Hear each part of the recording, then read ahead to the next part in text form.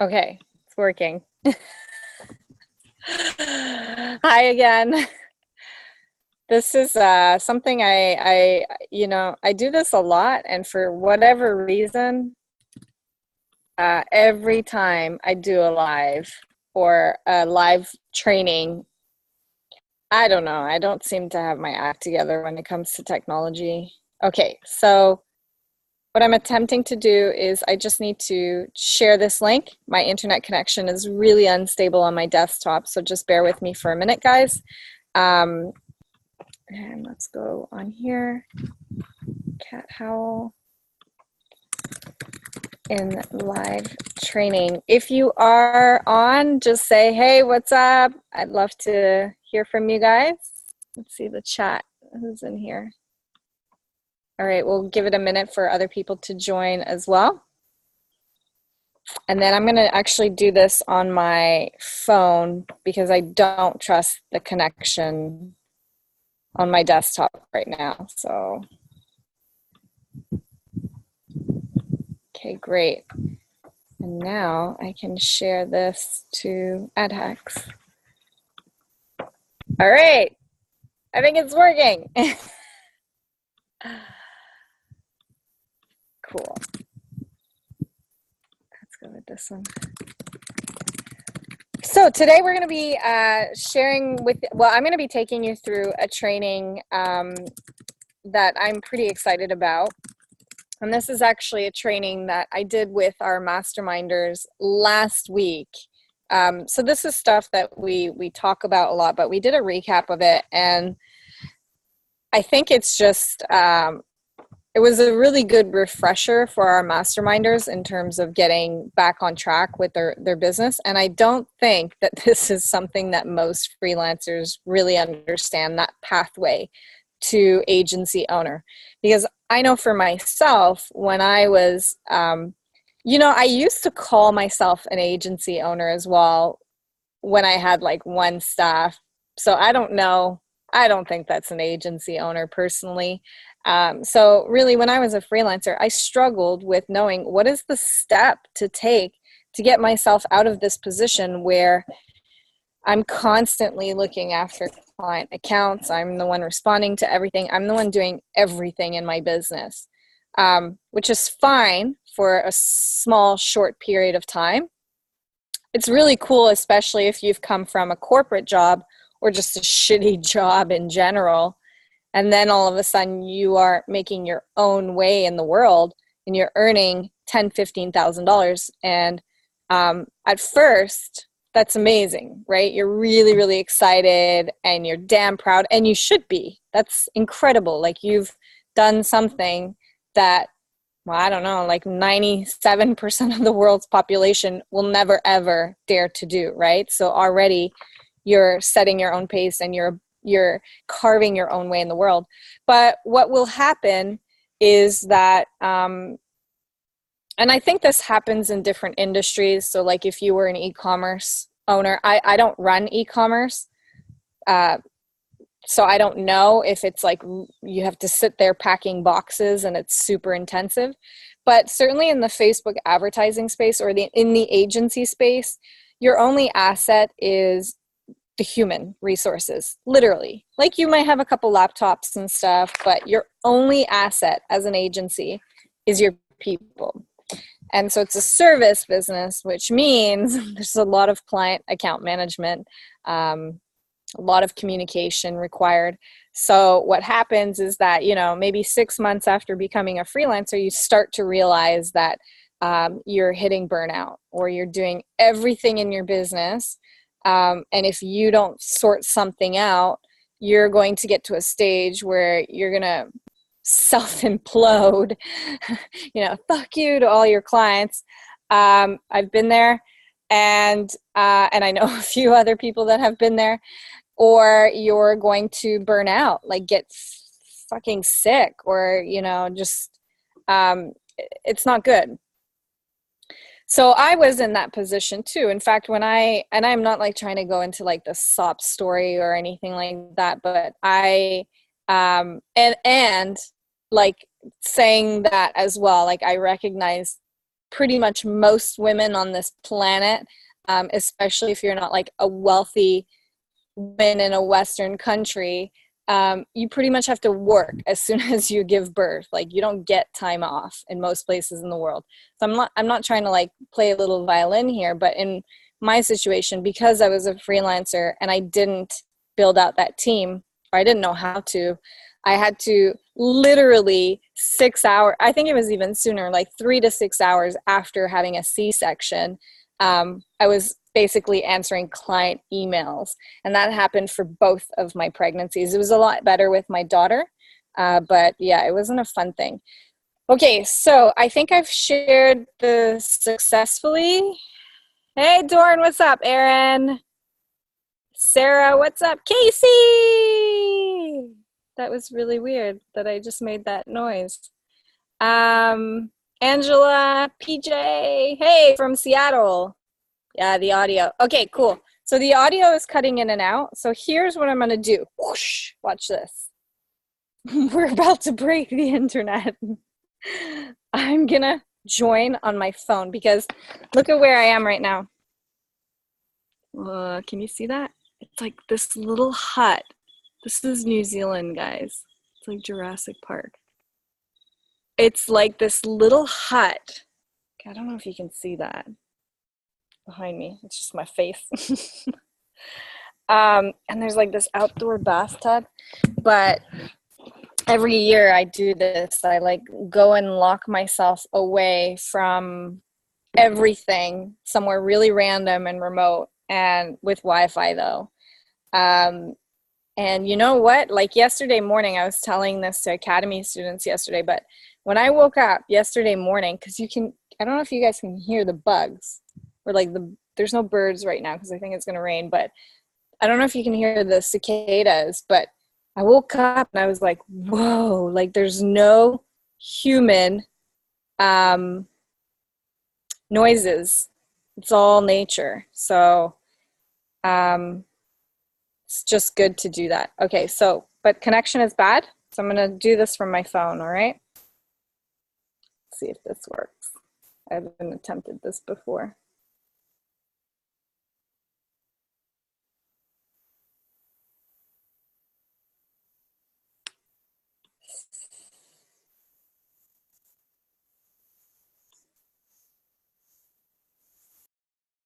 Okay.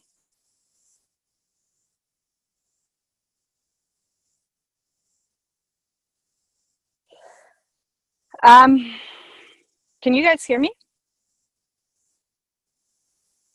Here's what I have to do. I have to allow another panelist and make myself a freaking panelist.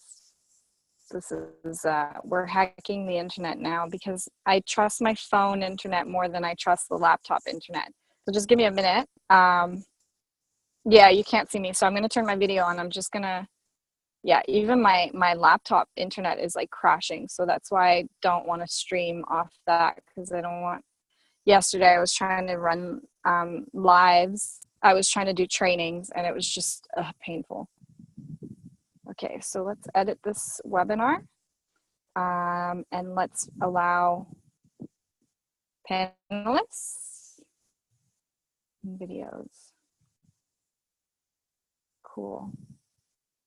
And then if I go on here and I make me a panelist, make host, I should be able to turn my video on. Ooh, it worked.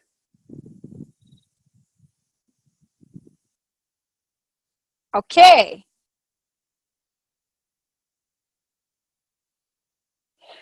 All right, can you guys see me? And can you hear me? Still whack? Still not good?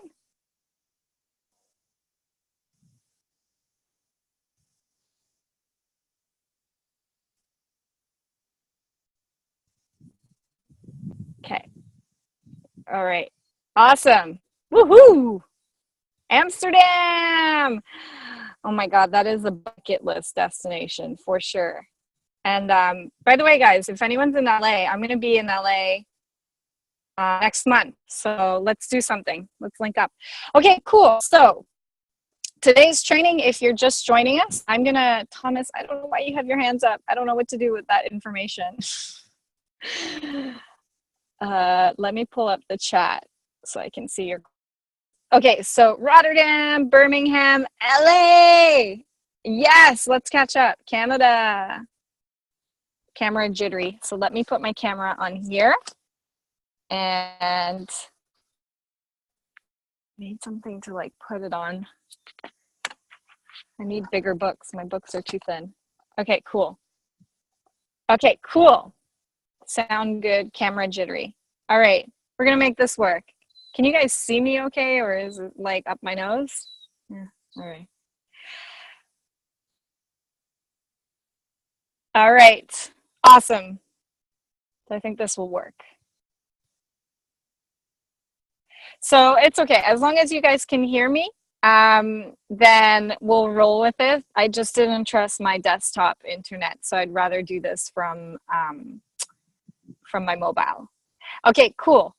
And also, if I do drop out, I really, really am sorry. Give me about 5 minutes. I should be able to come right back on.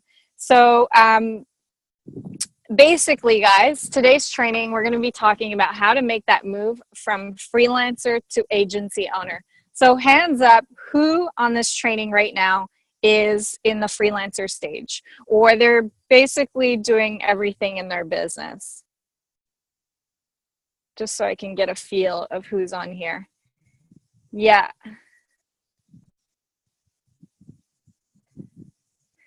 Jess, yeah. 80%. Yeah. Yeah. Everything and not very well. While also working full time. Yeah, that's really common too. Haven't started yet. That's okay. Well, at least you're on this training. You're going to bypass a big learning curve. Yeah. Okay, so the chat is like moving 100 miles an hour. So a lot of you basically are in that phase. Good, I'm glad. So what I want to take you through today is basically the steps to going from that one-man band to actually having a team, okay?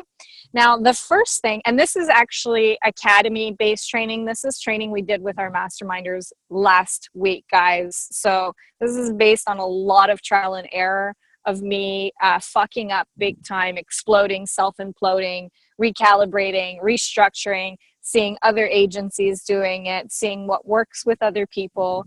Over the last year and a half, I've worked with hundreds of agency owners, and I've helped people scale to over 100K revenue. So I've seen a lot of different ways to make things happen. So this is kind of the system that the pathway that is probably the easiest. Now, there's a lot of different ways to scale. For example, if you get funding, like, you know, companies like Saatchi and Saatchi, that's the way that they would have scaled. A lot of them initially is they would have had a couple execs that would have put a lot of money in to fund it. But in our situation, we are assuming we don't have that, okay? So this is going to be, how do we bootstrap organically scale to an agency owner when we don't have investors or, you know, a trust fund behind us to fund that sort of growth and to help us during that awkward growth period as an agency owner. Being an agency has really, really unique quirks from a lot of different businesses. So it's important to know the nuances in that specific industry and not just, you know, what I was doing was I was reading a lot of books about, well, I studied business and marketing in uni. And I was like, you know, this is how you grow a business, but a lot of it doesn't apply to an agency space, okay? So this training is based on trial and error. Now, what I want to start off with is asking you this question. If you are a masterminder or you're in the academy, you're not allowed to answer this. I want to see what other people's answers are. How many clients do you think a one-man band freelancer can handle on their own? 30? Holy shit. 5 to 10, 10, 10, 15, 20, woo, 5, 6. I can't see the comments, the Facebook Live comments. So if you guys are asking questions, okay. Okay, I think in general, the consensus, yeah, Jay hit 11K, tapped out at 5 to 7 clients. Yeah. So pretty much you guys are spot on, which indicates to me that you know the pain point. You've been there, you know it. So typically what you'll find with a freelancer, and when I'm meaning a freelancer here, it's someone that is running their own business. It's not a Facebook ads strategist in an agency where their only thing is running accounts, okay? This is you doing your sales calls, onboarding clients, doing your account management, doing your accounting, doing your marketing, and then looking after clients and their campaigns. So typically what you'll find is most freelancers are going to tap out at around that sort of 7 to 10 client mark. Okay. Beyond that, I don't care how good of a Facebook marketer you are. You could be Tom. If you are trying to do more, typically, generally speaking, and depending on the niches, if you are trying to take on more than that in terms of accounts, the ball is going to start dropping. Can anyone relate with that? Has anyone been there? So you start to you're juggling so many things, so many accounts at once that you're actually a fucking good Facebook marketer, but because you have so much on your plate, you're dropping the ball. And so it's very, very difficult to scale past that part. And normally 5 to 10 accounts, for most Facebook freelancers, the way that most Facebook freelancers charge nowadays is roughly $10,000 to $20,000 a month. Okay. If you have 10 accounts on your books right now and you're not even earning $10,000, that is a red flag, my friend, that you seriously are undervaluing your services. Yeah. That's really bad, because even 20K a month, that's low. So normally for most Facebook marketers, $10,000 to $20,000 will represent around 7 to 10 clients on their books. And they then struggle to scale beyond that stage. Now it sounds nice on paper. Yeah, you're making $20,000 a month. You've got 10 accounts. Holy crap. You're doing really well in life, right? Life is beautiful. Yes, that's amazing that you've done that, and you should be fucking proud of yourself. However, here's what I was getting at before, is that once you take away taxes, once you take away expenses, once you take away all of that other good stuff, usually you're left with about $7,000 a month in revenue, in income, $6,000 to $7,000 a month, okay? And so you are basically busting your ass off, working 80-hour work weeks sometimes, for pretty much a salary that you could get in a corporate job that would actually give you weekends and your evenings free. So you kind of start to realize this at about, 6 to 12 months after doing this and getting burnt out. You start to realize this a little bit. You start to run the numbers and going, what the fuck is going on? And I remember for me, like, I even got to a stage where and this is so crazy because I'm a serial entrepreneur. Like, I am through and through entrepreneurial. But I was starting to become envious of people with corporate jobs. Like, have you guys ever had that feeling where you are almost jealous of people in corporate jobs because they get their weekends or they're, on Friday nights, they're all out drinking and you're like, shit, I've got like 6 campaigns that need to go live. And you always feel like there's so much more you could be doing as well, right? Like, it always feels like, I could actually give this account another 5 hours. Like, it really needs a lot more time, especially when you're doing e-commerce. Yeah, well, Okay, well, that's good that you haven't felt that, but this is normally what happens with most freelancers, yeah? You scale to about 10 to 20K a month. You're feeling pretty fucking chuffed with yourself. You've got about 10 accounts on your books, but you're working a lot. You're working a lot. And then after about 6 months to 12 months of that happening consistently, you start to realize your business is burning you out because you're not able to step away. If you're on holiday with your family, you still have to answer to client emails, and you really never are able to shut off, okay? So this is normally what happens. But here's the problem. How do you scale? How do you take that how do you hire someone? How do you take that step from being a one-man band to having someone, and I'll tell you who that should be in a minute, but how do you take that step? Because at the end of the month, you've got $7,000 left after your taxes and everything like that. So you can't fucking pay someone, right? That's not enough money. So how do you take that step? It's almost like a chicken and egg situation. Are you supposed to just like take the financial hit, and hire the person first and hustle your ass off and make sure that the money comes into your business? Or do you stretch yourself beyond your limits and commit to like, okay, the next 2 months, I'm going to be working 120-hour weeks, and I'm going to take on more clients, and I'm going to try to hire and train someone as well during that process, which can also massively backfire on you, right? So, yeah, I mean, onboarding, for those of you that have tried to hire staff as well, most freelancers and agency owners, well, if you're an agency owner, you know this, but most freelancers think that the hardest part of building a Facebook ads agency is getting clients and high paying clients. That shit is easy. It is so fucking easy, that part. HR is the hardest thing.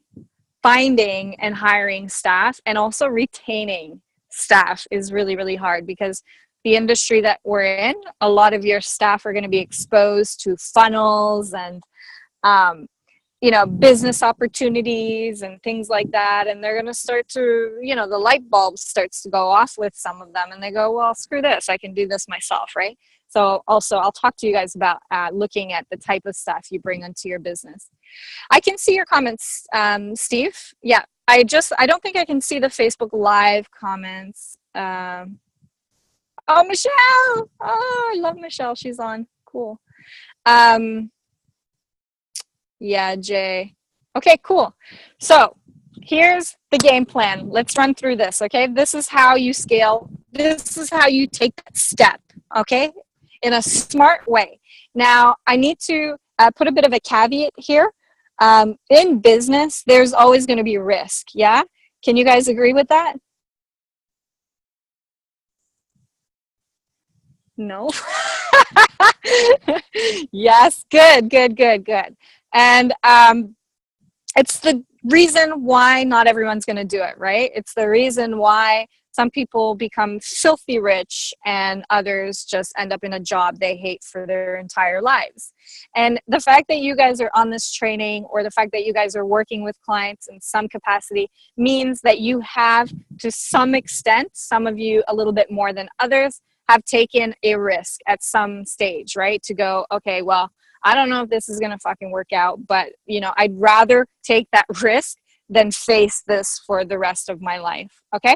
So I'm going to show you the smartest way to make that move, but I just want to also state that there's never going to be a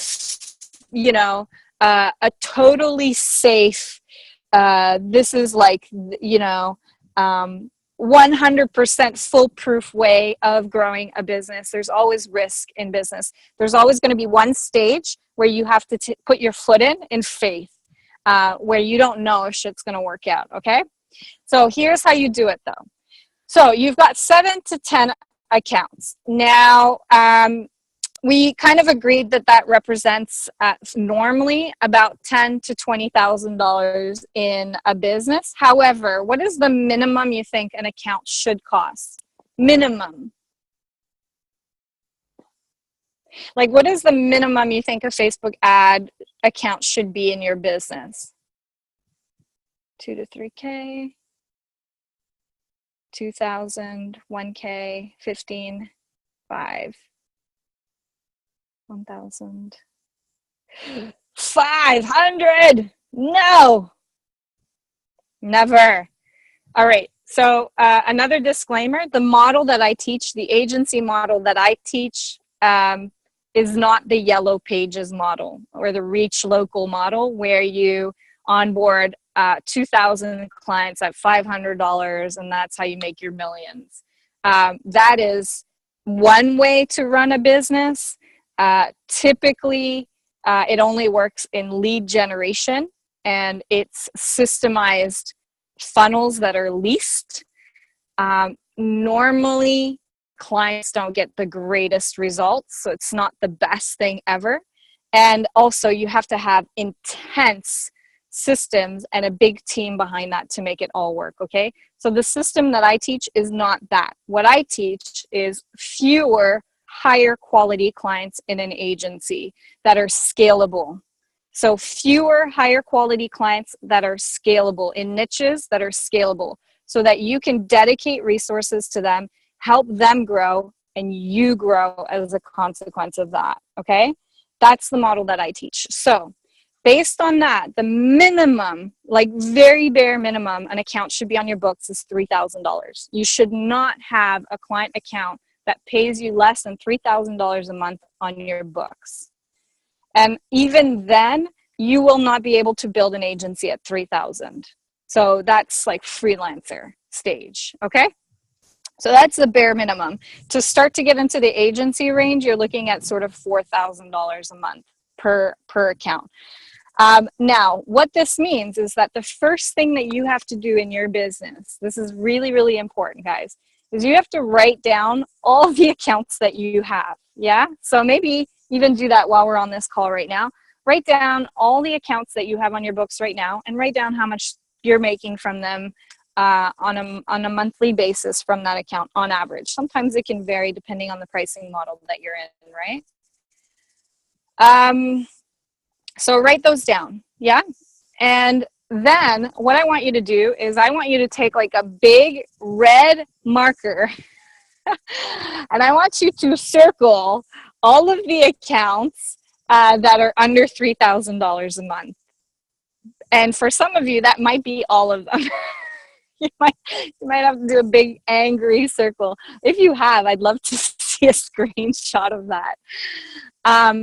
Those are the clients that we are going to fire or we're going to up our prices on later on, okay? Once you roll out the system and you have confidence in your business, you're going to have to turn around to those clients. Either give them the chop or put them on a higher fee. They decide. So those are the clients you're going to have to basically or up the prices on because they are killing your business right now. They are suffocating you as a business owner. And on that point, just really quickly, I know I'm deviating a lot in this training, and I hope this is okay, guys. If you let me know in the chat if you're enjoying this or if you want me to just stick to what I'm supposed to stick to. Sometimes I deviate a lot. My mind just goes. So on that point, guys, one, I'm bad with this as well. And I see a lot of Academy students have this as well. And masterminders too, that still struggle with this. It's the weirdest thing ever. It's like, I think it's a people pleaser personality where you genuinely want to help people out. And I'm not saying people that don't have this don't want to help their clients or help people out, but it's almost like too much. It's too much of that personality trait where you are sacrificing your own business growth for someone else's business. For example, the client, may have, this actually came up as a question 3 days ago in the Academy. The client, was signed on for 3 months, weren't really happy, weren't getting results for the first month and a half, like nothing, no results. And the agency owner is feeling bad and saying I should give, free work, like a month free of work. And I have that tendency too sometimes. And I think a lot of Facebook freelancers do as well, because they feel bad. They feel like, oh shit, I must be a shitty Facebook marketer. It's my fault. I'm not getting the results for them. So I need to give them a discount, or I'll give it for cheap, or I'll give, the next month for free, or I'll do a bit more free work, or I'll throw in free emails. See, have you guys done this? Like, I used to do this a lot, where I thought, like, I shouldn't be charging those prices. I did charge those prices. I'm not really getting the results yet. So I feel horrible. I feel like I'm letting them down.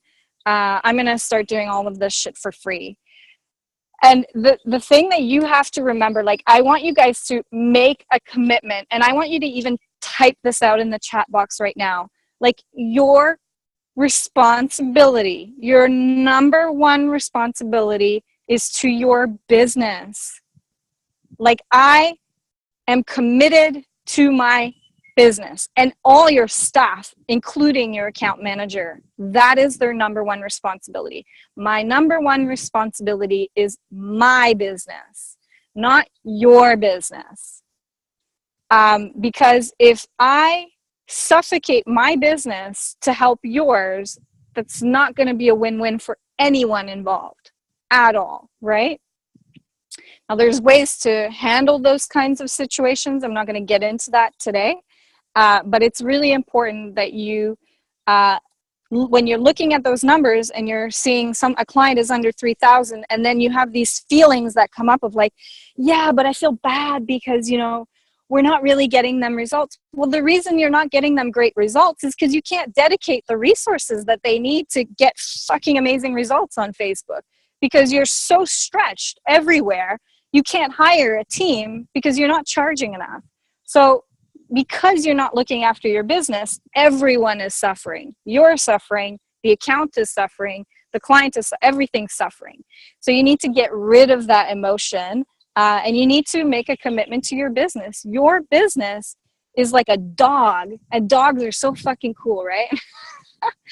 Dogs, like, you could die and a dog in a room and a dog still wouldn't eat you. It would die of starvation before it ate you. How crazy is that? Your business is your dog. Like, it is so loyal to you, and it wants to help you. It wants to give you this ultimate lifestyle. It wants to give you all the abundance and everything that you deserve, but you have to commit to it, and you have to make it your number one responsibility. Okay? That's really important. So, meanwhile, cats will eat you. Yes. I love how I literally got onto this subject on this training. Okay, so we're going to mark those off, and later on we're going to go back to those clients and ask them to up our fees. Now, here's what we're going to do. The first thing that you need in your business, what do you think that is underpinning the confidence level to scale? What do you think underpins, what activity in your business underpins growth and success? Yes, results for sure, but results lead to word of mouth, which are not as fast. We want something fast here, right? Getting new leads and clients. Yes. Leads. Yes. Ha-ha. Yes. When you don't have a lead generation system in your business that is consistent, that you can trust, what freelancers will do, and that's what I did, is you will then start to underprice yourself because you're afraid you're going to lose that client. You start to act out of desperation, okay? So referrals are great, but they're not consistent. So we can't rely on referrals. And once you grow to a certain stage, like at this stage, 8Loop gets a lot of website leads. So we don't even really need our funnels running anymore. But certainly that wasn't the case 2 years ago. And what was happening was that because I didn't know how to generate leads, when I did get a lead through, I was knowing in my head, I know I need to charge you $5,000 for this, but I'm going to give you a discount and I'm going to charge you $1,600 for this. And it's going to include content and Facebook and all of that, because I was petrified that I was going to lose that account. And also, without having a lead generation system in your business, it's very, very hard to hire staff. Why? Hiring staff is a massive responsibility and one that you should not take lightly. It's extremely shitty to have to make people redundant or to not being able to pay payroll. I don't know if anyone's been in this position. I'm really thankful. I've had to make people redundant because I was going bankrupt, but I've never been in a position where I couldn't make payroll. But it scared the shit out of me. I've been in I had to take bank loans out a couple times because I wasn't going to be able to pay payroll. It's a big responsibility. And unless you know how to generate leads consistently in your business, it's a big risk to hire staff, because if referrals die down or if you lose a big account, you're fucked. How are you going to pay their salaries, right? So the first thing that you need to do is put in a lead generation system in your business. Now, once your system is getting you 2 to 3 leads a day, which is a lot actually. So normally we don't let academy students or even our team, our guys that take our calls. So like we had Jason doing our agency calls when our funnel was on last month or something. Like even then we wouldn't allow our guys to do more than 4 to 5 calls a day. Because it's emotionally, energetically draining. For those of you that have a funnel or you have a lead gen system, you'll know that it can be exhausting. And also there's a lot of things that need to happen as well, like follow-ups, auditing accounts, which take up a lot of time. So once you have a lead system that has consistently generated you 2 to 3 leads per day, and you can pretty much say with confidence consistently, if for a period of 2 weeks, the funnel is getting you 2 to 3 leads, then that's a trigger. That's like, okay, this funnel is doing well. I can trust it. It's very consistent. I know that if I need this many more leads, I just need to scale this budget, right? Here's what you do. You hire a biz dev person. They are commission only, those guys. So you can find biz dev is sales, by the way, guys. So you can find sales guys that will work on commission only. And so it is very little risk for you. And I mean, there's still risk in the sense that you're training them. And potentially that's going to be a big waste of money if you hire the wrong person. And also there's costs to leads, right? So if they're really shitty salesperson, but it's a lot less risk than hiring someone on payroll to take your sales calls. Yeah. So someone's asking, how do you properly seek one out? What I actually did is I emailed one of our top closers this morning and I made him do a disc assessment. So I'm going to quickly take you through. I don't know if I can screen share. I don't even know if I want to attempt that right now. But what I'm going to do is I'm going to take you guys through his disc profile and show you guys how that's done, okay? So I'm going to open this up right now. And let me just... Oh, okay. Yes.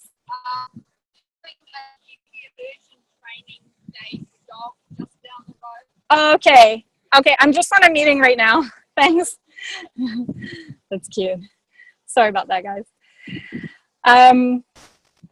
There's a dog training here tomorrow. Speaking of dogs. Okay, cool. So, how do I turn my camera around?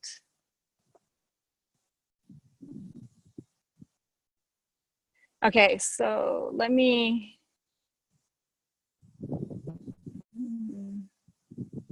Aha! Ha ha. I'm feeling puffed with this. Okay, this is not like a normal screen share, guys, because I'm trying to make this work. But this is the disc profile of one of our top sale closers. And actually, interestingly enough, it's it's very similar. Well, it's not very similar, but mine has a similar skew. I have a high D. So most entrepreneurs, you'll find that this one's very high for you. This one will be the highest, the D. This is a disc profile, by the way, guys. If you haven't heard of them, it's a psychological, I guess, personality test to assess what motivates people. And with salespeople, especially commission-only salespeople, what you want is a highly, highly economically driven individual. And anything with a high D or a high I is going to be that person. They're going to be extremely, well, this one's even better. So high D is very entrepreneurial, okay? So short term, that's good for a salesperson. But if you're hiring internally, you just have to make sure that that's going to be leveled out by something else. But what you do want to see is one of these. And you can see here, if I scroll, very high economic. So you'll see the profiling here, like super high economic, extremely high. So this individual here is one of our top closers. And the disc profile, oh, you couldn't see the chart. Okay, well, I'll show it to you guys in the comments after, guys, don't worry. But the disc profile, basically what you saw was a very high I, so individualistic, and very high economic motivations. That's what you want. When you hire a commission-only salesperson, which is very little risk to you because you're only paying them once they land a client, you want to make sure, put them through a disc assessment. You want to make sure that they have extremely high economic motivations, because otherwise it's just going to be a little bit harder. You're going to have to find other ways to motivate them. And if we're commission only, we just want guys that are hungry for money. Okay. So hire your biz dev person. You can find them on local job sites. You can find them on, what's that local job? Indeed. You can find them in Facebook groups. There's like full-on Facebook groups just for high-ticket sales guys. You can find them through referrals. So if you know someone that's doing agency calls, sales calls, or someone in the sales space, ask them, do you have any mates? A lot of them know each other, or they know other people that are really good, right? So there's a lot of ways to find your commission-only salesperson. Now, the reason you want to wait till your funnel has, this is called the DISC assessment. Tony Robbins has a free one. So if you Google Tony Robbins DISC, D-I-S-C, you should take one yourself. It's very interesting to see. And essentially, the reason you want to wait till your funnel does 2 to 3 leads per day is because you don't want to bring on a sales guy and then every day he's saying to you, what the hell, where are the leads, what's going on? Because he's going to up and bail, right? Okay, so you're going to find a sales guy. There's lots of places to find them. Make sure they're extremely economically driven because you're going to put them on commission only. And there's different, depending on the pricing model that you use, normally what you'll find is a 20% commission is what they would take with the 3-month sunset period. And then what you're going to do is the first week, you're going to plug them into the funnel. You're still going to continue to take half of the calls just to mitigate some of your risk. They're going to take half of the calls. You're going to get them to record every single call. We use HubSpot. Now, HubSpot is an enterprise solution, meaning it costs a fucking lot of money, but it is a Ferrari of a CRM system. So our guys basically just go in, the lead already has come in through HubSpot because it's all integrated. They go into HubSpot, pull up the lead, write out the notes. The call is recorded in HubSpot. If you don't have HubSpot, there's a lot of other options like QuickTime. What I used to do as well is I used to buy Skype credits. And then when you have Skype credits, you can call mobile numbers. And I would call their mobile, the leads number. And then I would call their mobile on my desktop and then record using QuickTime. And then there would be a Google Drive folder where that recording would go into. So you're getting them to record every single call. Now, What do you guys think you should have in place to train them? Sorry, I'm like pulling up my Spanx, forgetting you guys can see me. My undies are like down under my boobs.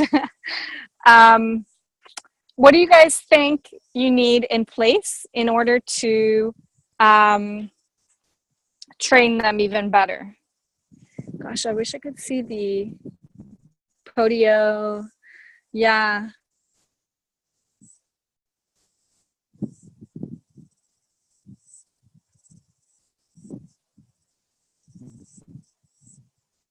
Classified as influence. Yeah. Perfect system membership with video. Whoa, I like that, Ryan. Yes, absolutely. Yeah, so Ryan's kind of spot on here. What you want to do is once your funnel starts working, your lead generation system starts to work, you want to start to record every single one of your calls. And you want to start putting together a sales script, okay?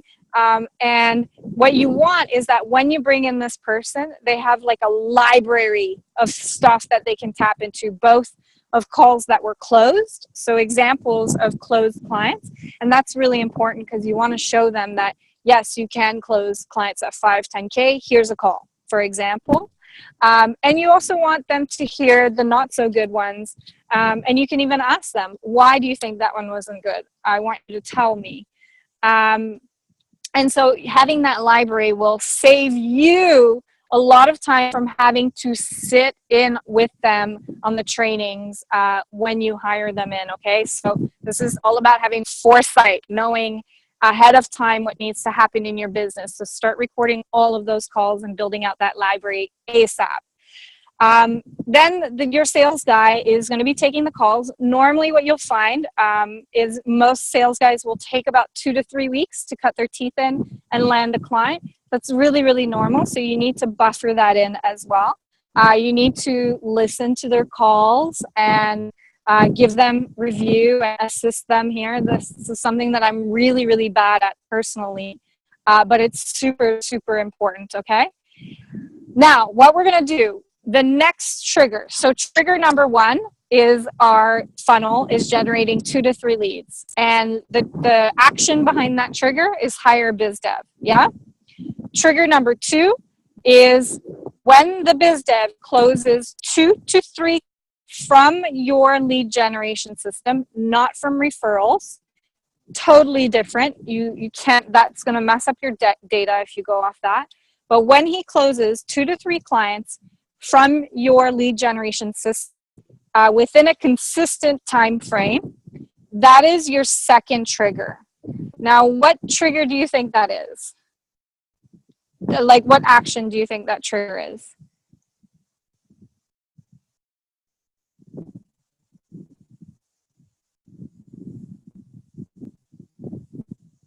Hire help. Yes. Haha. So now we've gotten ourselves off of the calls, which are very time consuming. Yeah. So there's going to be a period of 2 to 3 weeks there where you're going to be doing a lot of calls because your funnel's generating leads and your sales guy is not quite across it yet. Okay. Now all of a sudden we're removing you from that because your sales guy is going to take that. However, the second biggest time suck in an agency is, can you guys still hear me? Is, am I still here? Okay, cool. Is account management. Hands up if you get this, if you agree.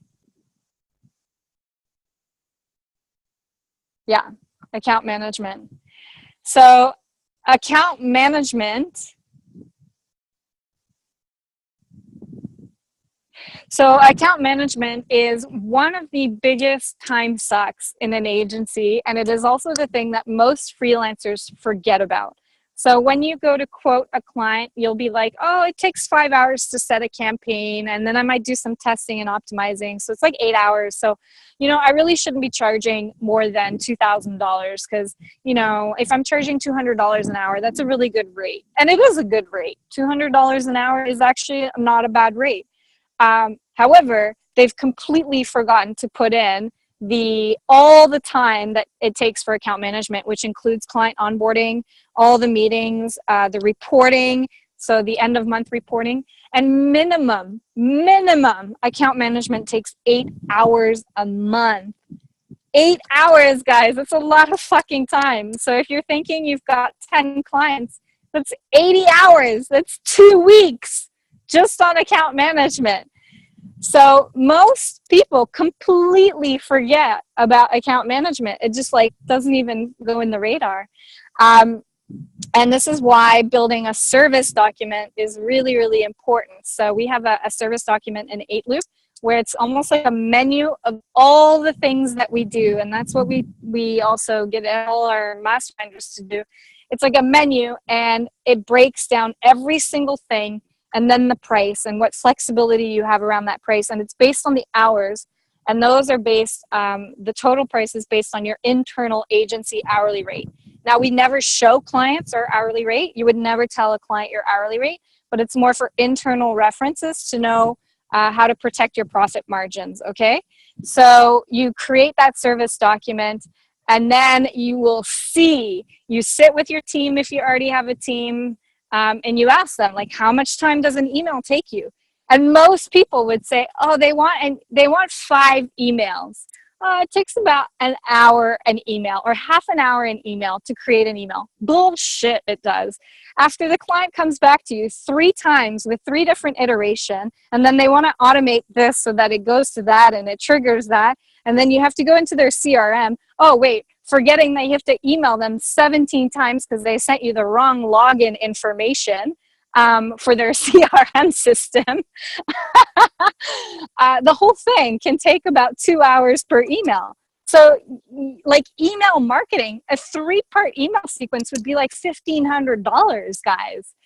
And it's not because we're trying to be like, I am an uppity Facebook marketer. I am high class. Like, I only work with high class people. No, it's because it actually fucking takes that much time.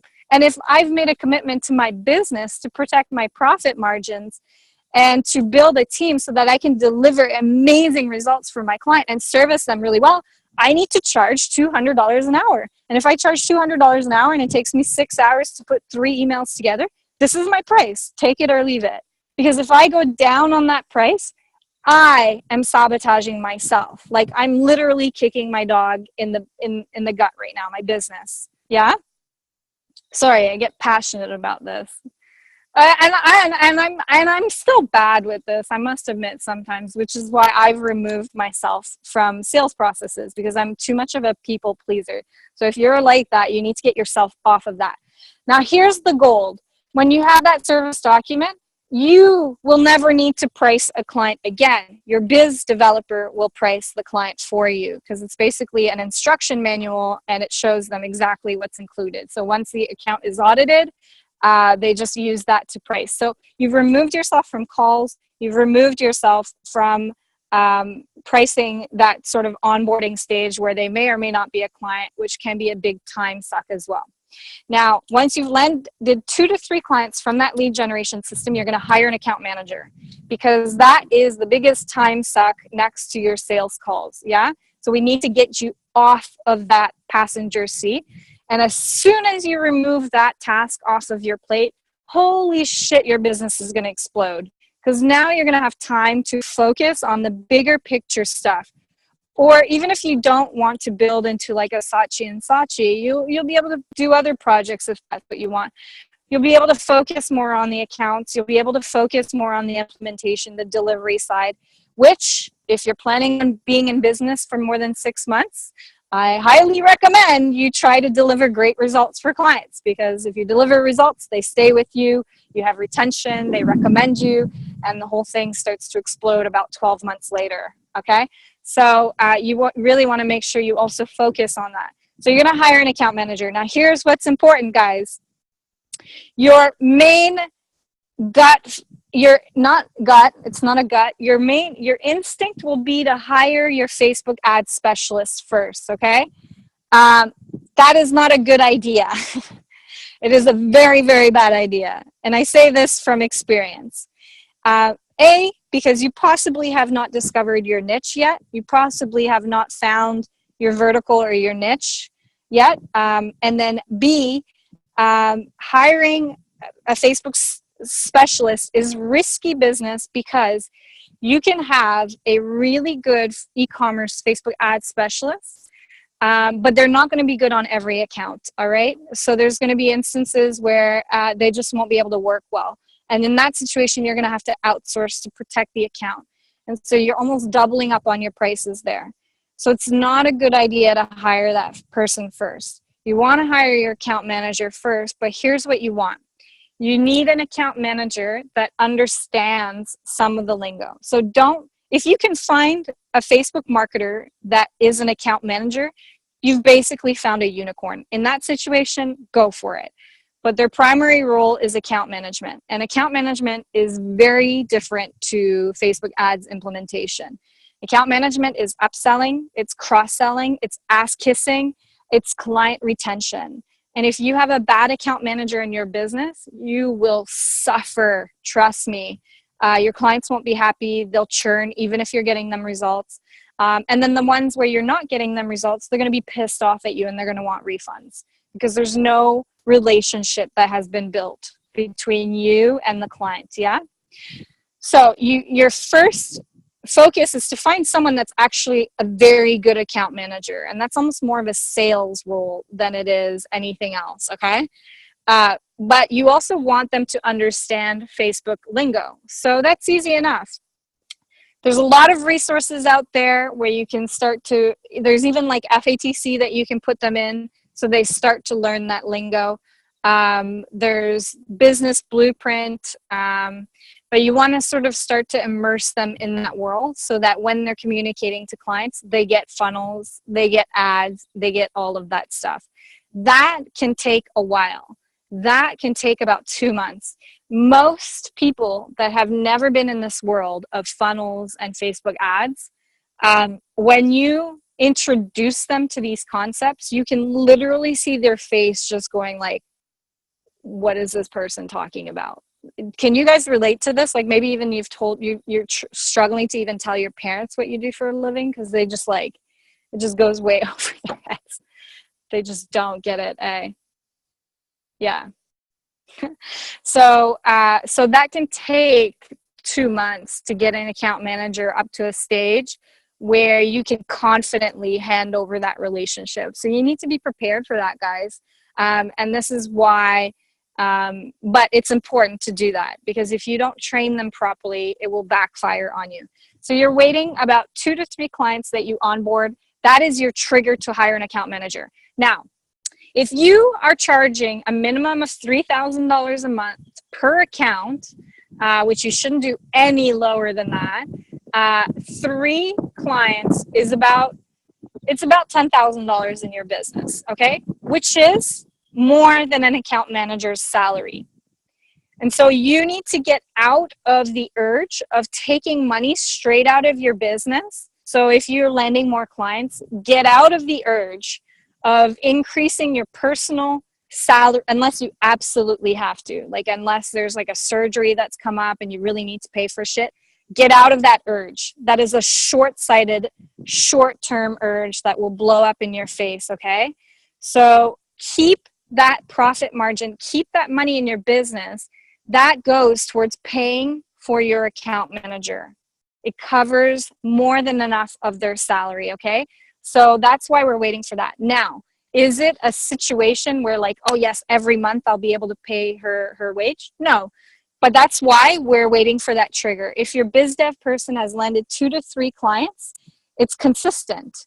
It's like, hey, this is a machine. If you want 10 clients, give them 35 leads over this period of time, or bring on another salesperson and you'll have X amount of clients. If he had just landed 1 client, like let's say you landed 1 client and it was a 10K client and you're like, okay, I can hire my account manager. You're putting yourself in a lot more risk in that situation because it's only 1 client. It's 1 data point. You don't know if that was a fluke. Like everyone can land a 10K client, you know? If you get on enough calls, eventually you'll land one. You'll get someone that's desperate enough. But what you want to see is consistency. consistency in the leads, and then consistency in the sales. And normally that's 2 to 3. So 3 is ideal. You know, once you have 3, you're like, okay, this guy knows how to close clients. He's doing it consistently.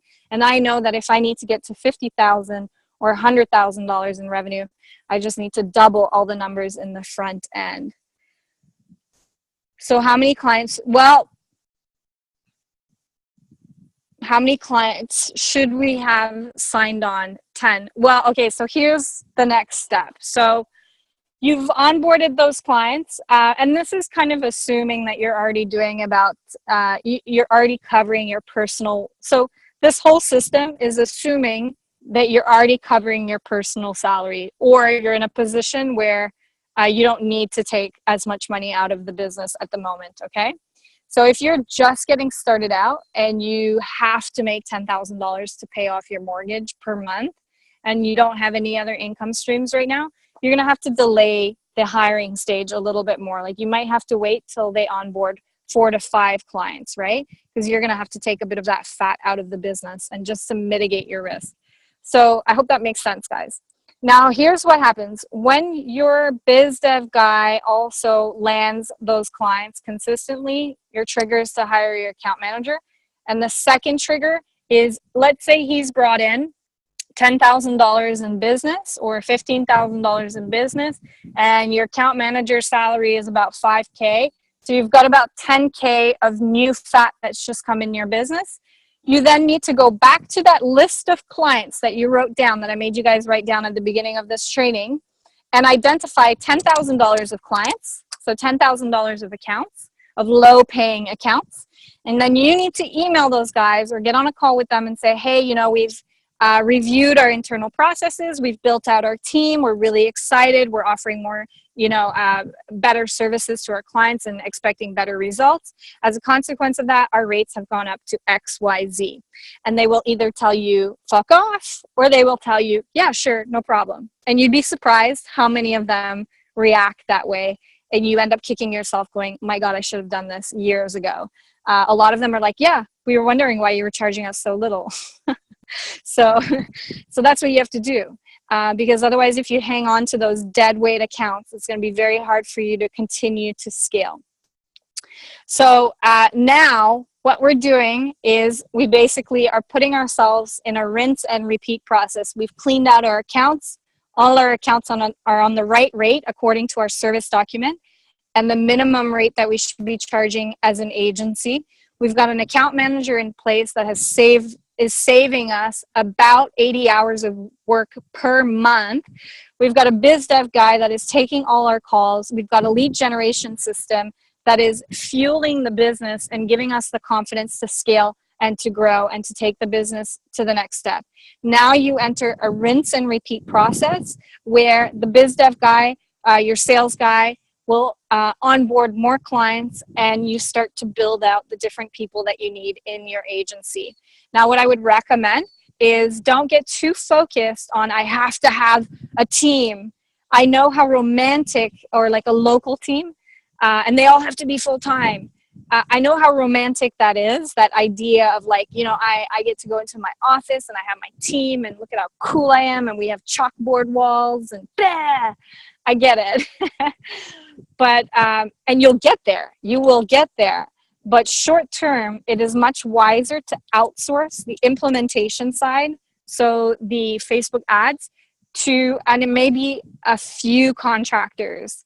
And it's much wiser to do that. And then when you get to a stage where you've got enough fat in your business, then you hire a Facebook ads specialist.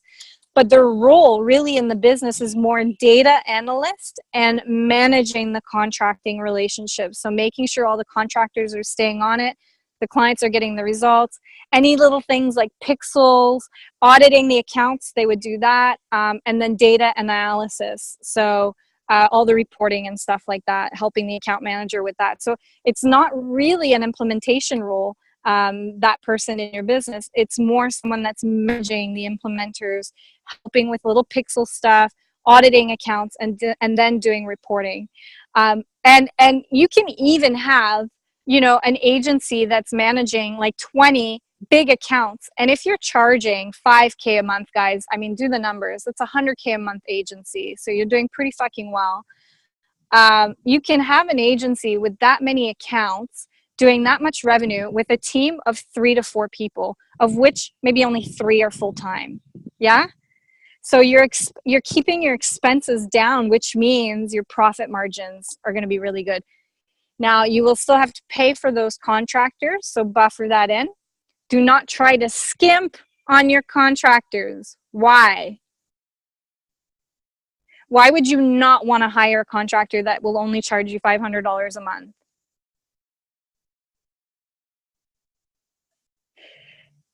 It's not even like, it could be amazing. And FATC, I see a lot of amazing contract, and it's funny because it's like I shoot myself in the foot because like I'm telling you guys to charge more, and then I will hire a lot of you guys. Like I work with a lot of you guys. We outsource a lot of shit, and then you guys go and charge us a lot, and we're like, oh, okay. But if you could be an amazing Facebook marketer, but if they're charging $500 a month, it goes back to what we were talking about in the beginning. They've got too many accounts on their books. They're not going to look after your client properly, which means they're not going to get the best results, which means it's going to take you a month to figure that out. Your client's going to lose patience. You're going to have to go and find another contractor. You're going to be in shit at this stage, stressed out. So don't try to get too tight with your contractors. You want to find a contractor that is charging themselves properly for a freelancer, which means that they have a decent amount of accounts on their books, and they're going to be able to give your account the attention that they need. Okay? Am I breaking up? Yeah. Has this been helpful for you guys? Like, is this helpful? Is this making sense? This is literally the system. Good. Let me see if I can see on Facebook. Good. Yeah. So important things that you need. List out those clients. Red mark the ones that are not making you money, that are suffering or making your business suffer. Create a service document. Start a training library for both your account manager and your business developer. And build out a lead generation system. That's the first step, right? That's the first step. Once that trigger happens, everything starts to move. That whole process can happen really, really quickly. All right? So it's not the most complicated thing in the world, guys. It's just easy to get off track. It's really easy, depending on your personality as well, to get lost and to know what is that next step that I need to take. And also, you know, there's different parts of it that require some technical abilities or know-how. So here's the deal. Who is ready to grow their agency this year or go from freelancer to well, I hope everyone, because otherwise you're on the wrong training. Good. Okay. So for those of you, I've basically given you the entire system of how to go from freelancer to agency owner. This is it, guys. Like, that is the system. And then it's a rinse and repeat. It is a fucking good model. People are making a shit ton of money. They're building freedoms for themselves. They're able to then step away, work on other projects, build other businesses, which is exactly what I've done. And whatever your goal is, you have to remember you are in business to build yourself freedom. Right? I hope it's either financial or it's time or it's some kind of freedom you're seeking in your life, because otherwise you may as well get a job. It's so much less stress in many ways than trying to build a business. So you have to keep that in mind. Like, you're building this business to create freedom for yourselves. So it's important to protect that business and to stay the fucking course. Now, for those of you that are wondering, like, the little things, like, what funnels do I roll out? What is this lead generation system? What's going to work for my business and the way that I have case studies or the niches? Which niche do I go into? Which verticals are lucrative? How do I pitch 5, 10K? What is the sales call process behind that? And all of those little nuances behind that system, this is the academy. This is exactly what we do, and this is exactly what we've helped hundreds of agency owners do. So it's an entire team that helps you. It's like you basically are investing in a team. It's your second team. And are there any academy students here or masterminders? Give us a hell yes if you agree with me. Like, this is what the feedback we get from masterminders all the time. It's like a second team. It's like, I know when I bring on a client that I feel confident because I know I have this entire team behind my client. So I don't think there would be any on this webinar right now because this is the same. Some in Facebook. So this is exactly what the Academy is. Now, here's the thing. We work with freelancers and agency owners, and we will help you to roll out this system step by step and to scale to your revenue targets, okay? And you have an opportunity to work with us if it's a good fit. We don't want to work with just anybody. We've realized who it will work for and who it doesn't, which is why we speak to you before anything happens. Now, we used to give away free strategy calls. So normally I would say like, hey, book a time in with myself and my team. But I've actually made the decision since yesterday. I just messaged my team and I said, no, we're not going to do that anymore. Because here's the thing, like we have literally helped hundreds of agency owners. We've helped people scale from, like some of them were homeless to earning $20,000 a month to earning over $100,000 a month. Some of our guys are doing $500,000 a month, okay? The system fucking works. And it is one of the best systems and one of the best programs for an agency owner or freelancer in the world, period. And what used to happen when I gave free strategy calls is people were not taking that seriously and they weren't showing up for the call. So we were getting stood up and we are literally like, dude, this is like crazy. We're literally giving people the opportunity to change their lives and they're standing us up. They have zero respect for this. So I've decided to stop doing that. And now what we want to do is we want to make sure we only get on calls, myself and my team, with people that are actually committed to growing their business. So we're going to ask for a refundable $100 payment. And so all you have to do is show up for the call. It gets refunded straight back to you. But what that means is it kicks out tire kickers that are just like, they don't even know why they're getting on a call. They're not really serious about it. And so if you're interested, well, not if, you are freaking interested in growing your business. But if you're interested in working with us and having us as your team to build out your business, and this can happen very, very quickly, guys, you need to get on a call with myself and my team. And there is a refundable $100 payment for that, okay? As soon as you show up for the call, that will get refunded. And that's there because I respect my time and I respect your time. And I'm actually rolling this out in the Academy as well as we speak. They don't even know this yet, but I'm going to be showing them how to do the same thing for leads. So we're actually taking this game to a whole nother fucking level. Like freelancers the world over are going to be going like, oh, what are these people doing? This is insane with leads, right? And it's just going to be amazing.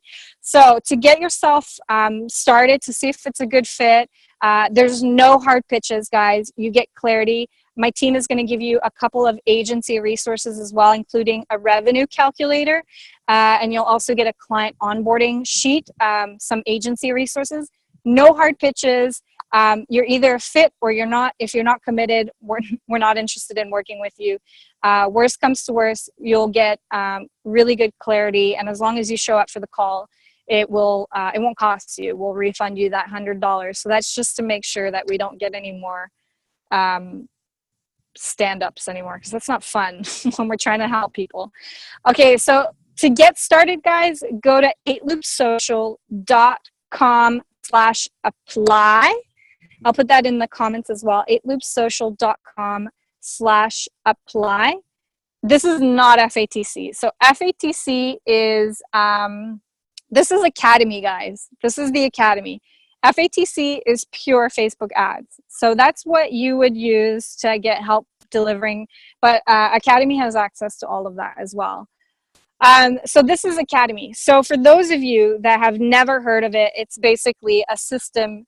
Well, it is the system I just described to you now. But what you're doing is you're investing in an entire team to help you roll it out, and then all the processes and everything behind that, all the support that you need to make it happen, to make it work. Because you can take what I told you today and you can say, because it works, like you can roll this out and do it yourself and it will work.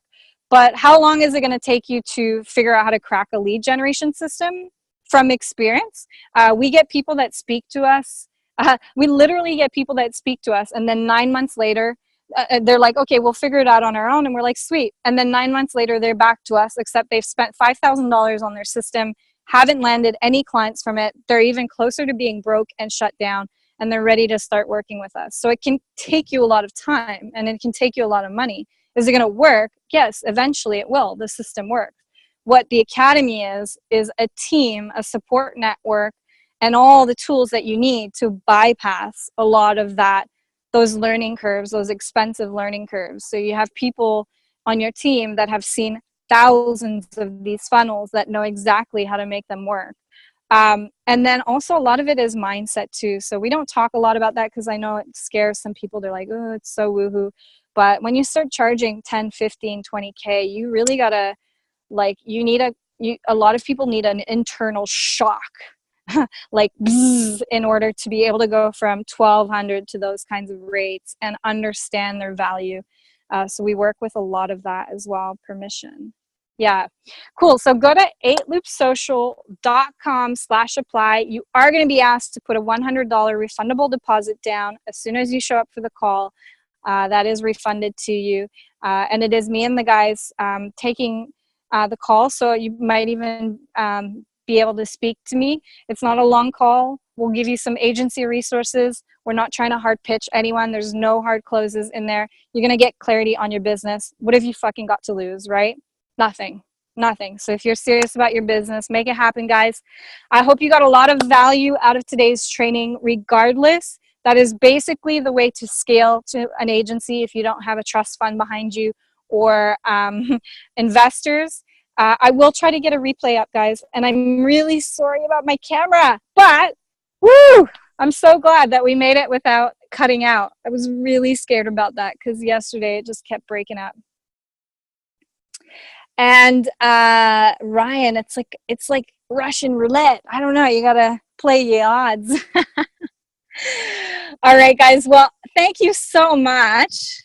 How fast can someone fast track from 0 to FATC to the Academy?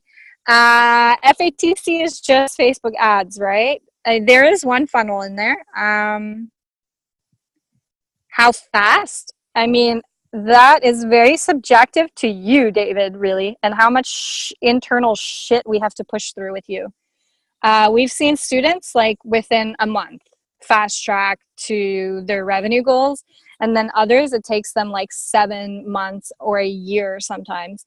And you know what? That is only because they're dealing with internal stories about how they don't deserve wealth, or like they're subconsciously like fucking themselves over on calls.